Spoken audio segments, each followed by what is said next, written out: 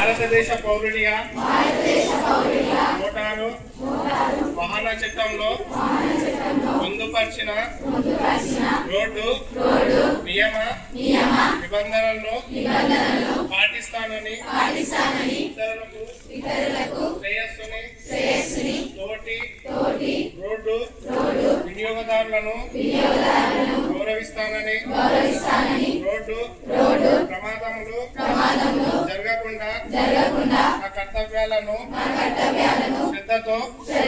అంతఃకరణ శుద్ధితో నిర్వహిస్తానని రోడ్డుపై ప్రయాణించేటప్పుడు ట్రాఫిక్ నియమాలను